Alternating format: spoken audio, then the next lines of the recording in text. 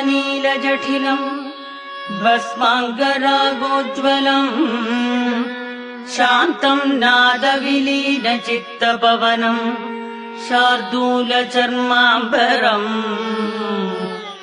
ब्रह्मज्ञैः सनकादिभिः परिवृतम् सिद्धैः समाराधितम् आत्रेयम् समुपास्महे हृदि मुदा ध्येयम् सदा योगिभिः दिगम्बरम् भस्म विलेपिताङ्गम् चक्रम् त्रिशूलम् डमरुम् गदाम् च पद्मासनस्थम् शशिसूर्यनेत्रम् दत्तात्रेयम् ध्येयमभीष्टसिद्धये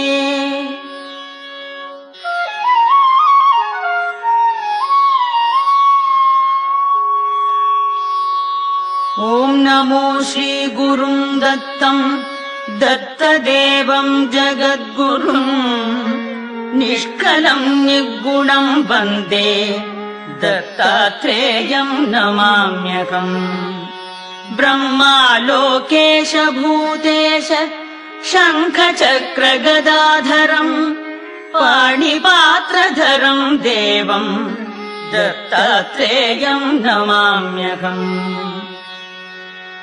सुरेशवन्दितम् देवम् त्रैलोक्यलोकवन्दितम् हरिहरात्मकम् देवम् दत्तात्रेयम् नमाम्यहम् निर्मलम् नीलवर्णम् च सुन्दरम् श्यामशोभितम् सुलोचनम् विशालाक्षम् दत्तात्रेयम् नमाम्यहम्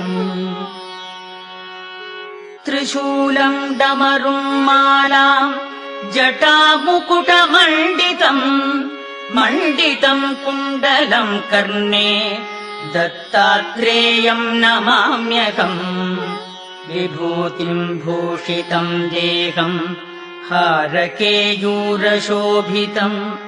अनन्तप्रणवाकारम् श्रीदत्तात्रेयम् नमाम्यहम्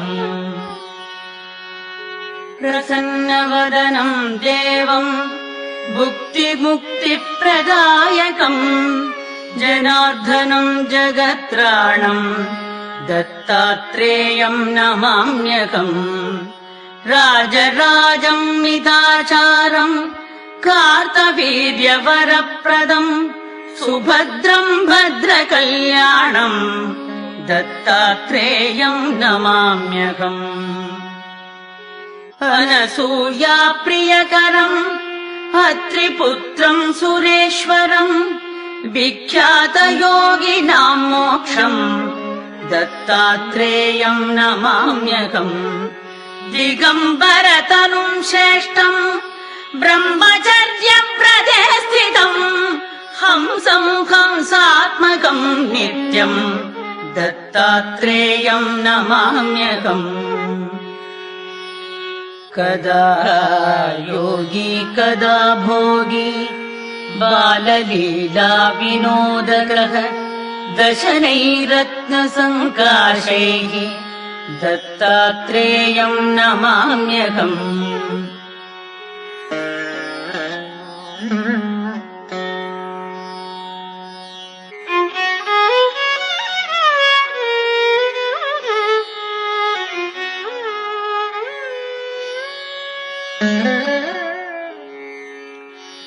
भूतवाता भवत्रासः ग्रहपीडा तथैव च दरिद्रव्यसनध्वंसी दत्तात्रेयम् नमाम्यहम् चतुर्दश्याम्बुधे वारे जन्ममार्गशिरे शुभे तारकम् विपुलम् वन्दे दत्तात्रेयम् नमाम्यहम् रक्तोत्पलदलम् पादम् सर्वतीर्थसमुद्भवम् वन्दितम् योगिभिः सर्वैः दत्तात्रेयम् नमाम्यहम्। ज्ञानदाता प्रभुः साक्षात् गतिर्मोक्षप्रदायिने आत्मभूरीश्वर कृष्णः दत्तात्रेयम् नमाम्यहम्।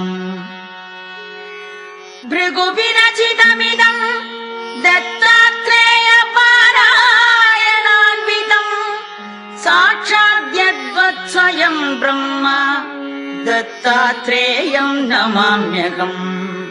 प्राणिनाम् सर्वजन्तूनाम् कर्मपाशप्रभञ्जनम् दत्तात्रेयस्तुतिस्तोत्रम् सर्वान् कामानवाप्नुयात्।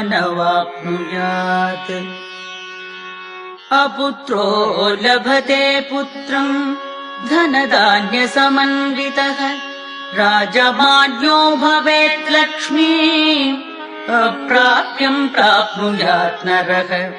त्रिसन्ध्यम् जपमानस्तु दत्तात्रेयस्तुतिम् सदा तस्य रोगभयम् नास्ति दीर्घायुर्विजये भवेत्। कूष्माण्डडाकिनी पक्ष पिशाच ब्रह्म राक्षसाः स्तोत्रस्य श्रुतमात्रेण गच्छन्त्यत्र न संशयः। एतद्विशति श्लोकानाम् आवृत्तिम् कुरु 20 तस्यावृत्तिसहस्रेण दर्शनम् नात्र संशयः।